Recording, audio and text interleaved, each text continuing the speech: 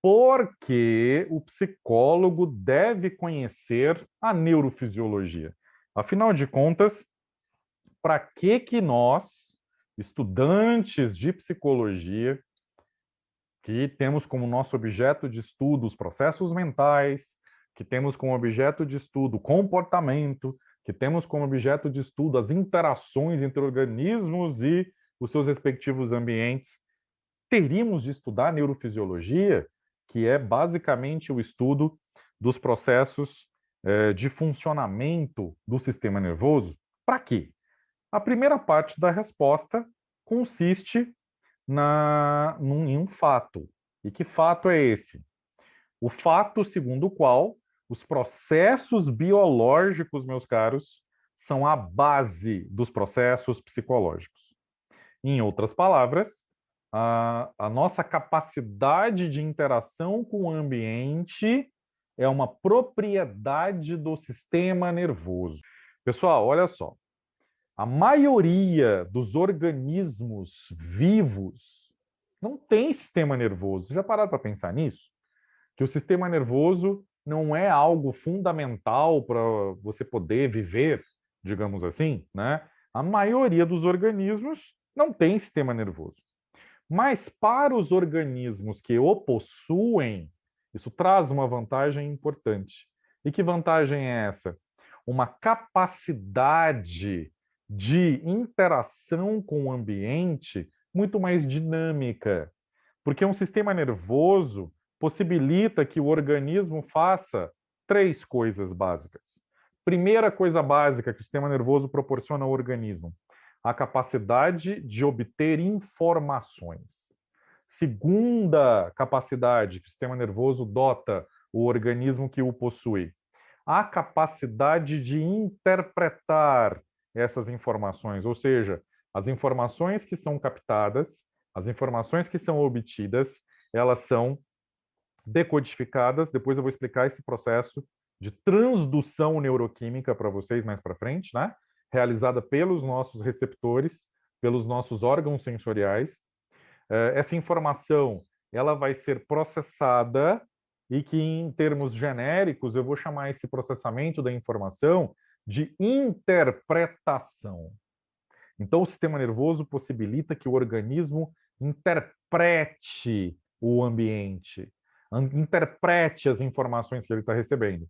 E com base nessa interpretação, o sistema nervoso possibilita que o organismo tenha uma terceira capacidade, que é a capacidade de dar uma resposta apropriada às informações que foram obtidas por esse organismo.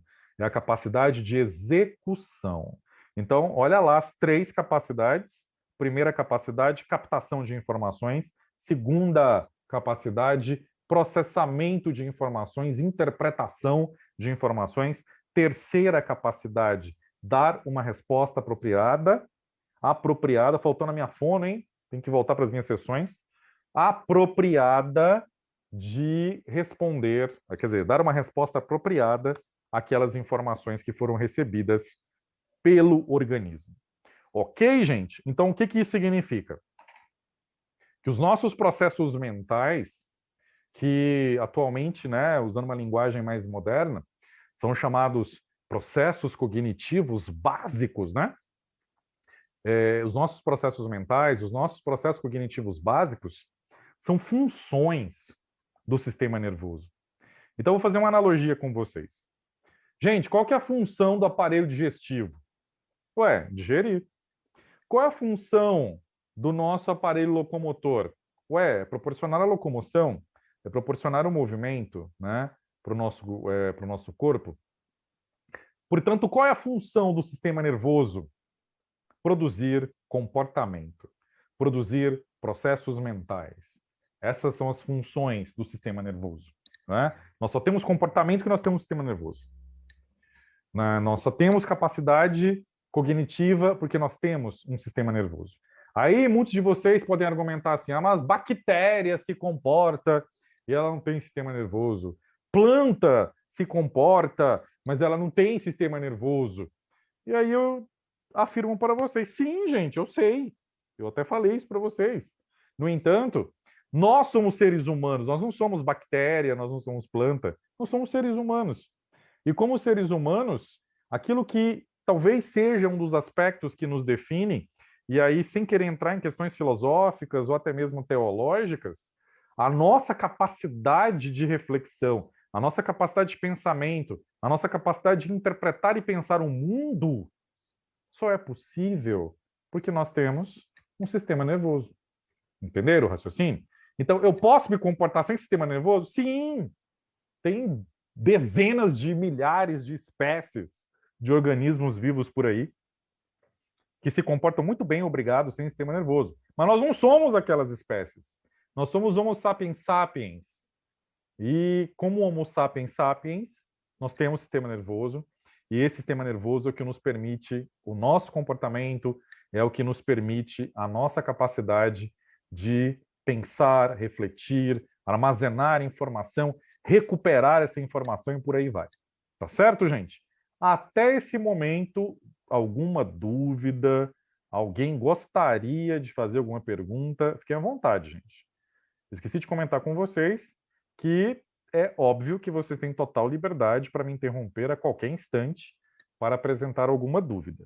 Tá certo, gente? Alguém tem algum questionamento, alguma dúvida? Posso seguir em frente? Professor, eu só não anotei uma parte que eu não consegui acompanhar. Mas o sistema nervoso, ele possibilita, então, em captar informações, dar resposta e analisar o ambiente? Faltou, minha cara, o seguinte: eu vou orientar você a anotar de uma maneira que faça sentido para a sua anotação. E isso vale para os demais colegas também. Eu quero que você entenda o processo. Como é que é esse processo? Primeira parte do processo, né, que o sistema nervoso nos possibilita: captar informações, como você anotou. Essas informações que são captadas, depois nós vamos aprender que essa captação de informações é possível devido à existência dos órgãos sensoriais, dos chamados receptores.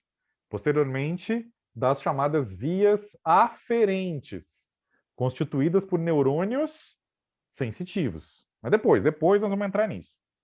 Então, o que acontece? O organismo captou a informação, minha cara.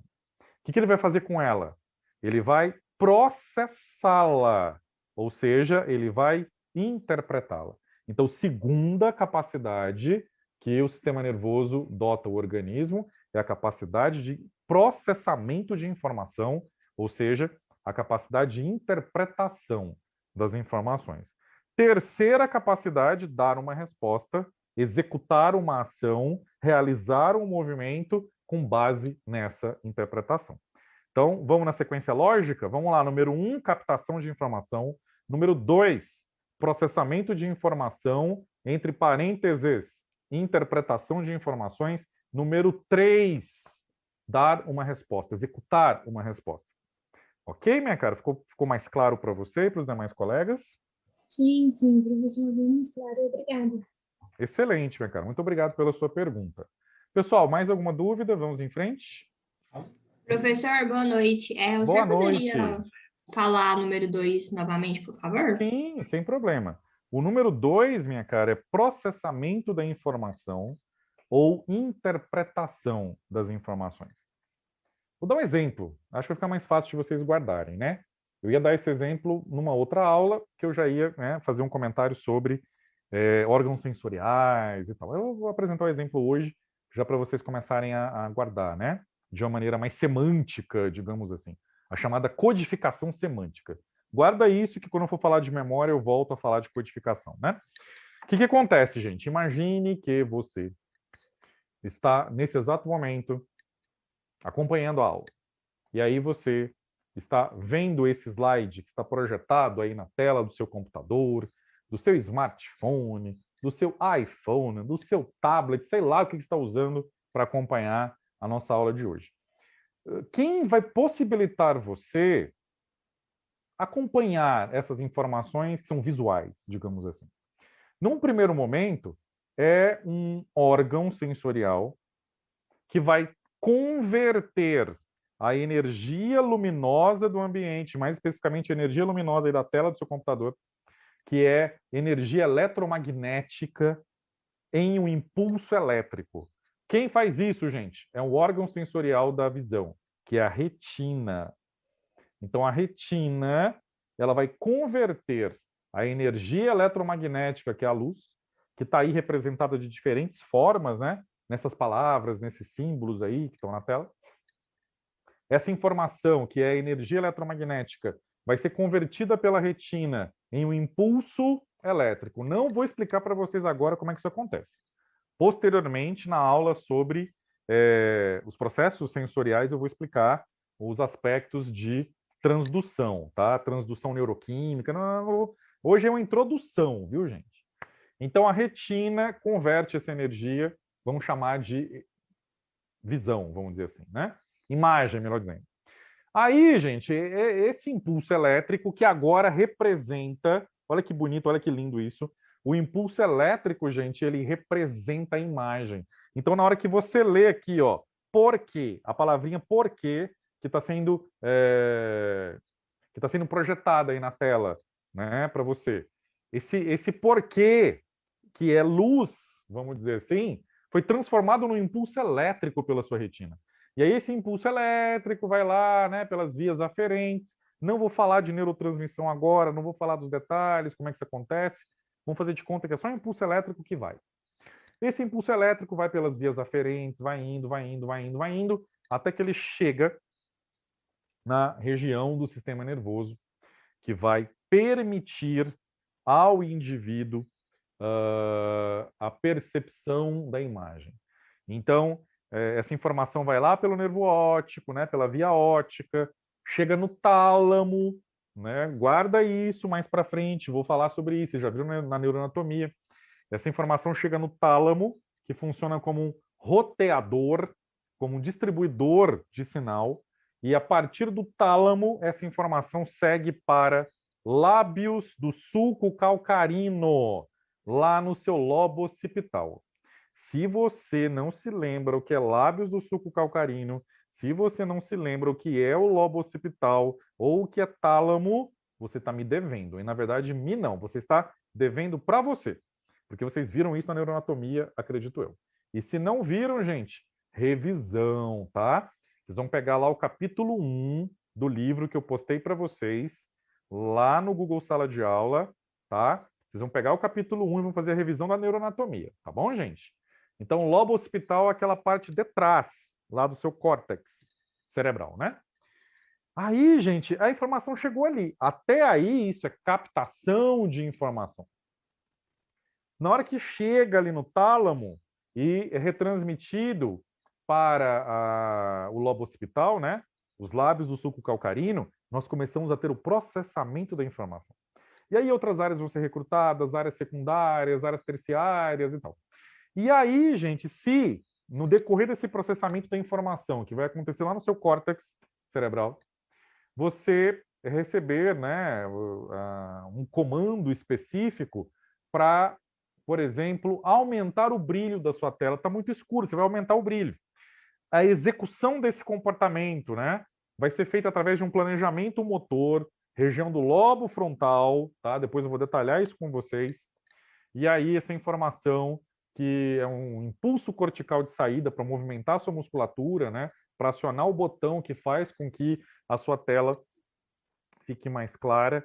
Então essa informação, ela segue ali, né, lobo frontal, aí desce medula espinhal, aí vai para neurônios motores, que vão acionar a musculatura lá do seu braço, da sua mão, do seu dedo. Gente, estou inventando um monte de coisa aqui, viu? Estou usando uma licença poética. Evidentemente que você não tem tanta musculatura assim, né? Como eu estou dizendo. Mas aí você vai lá e aciona o botão que aumenta a luminosidade da sua tela. Isso é execução, isso é resposta.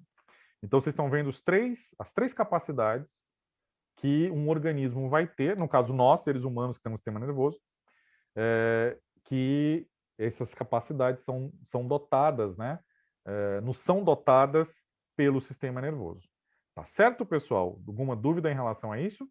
Captação de informação, processamento de informação ou interpretação de informação e execução ou resposta.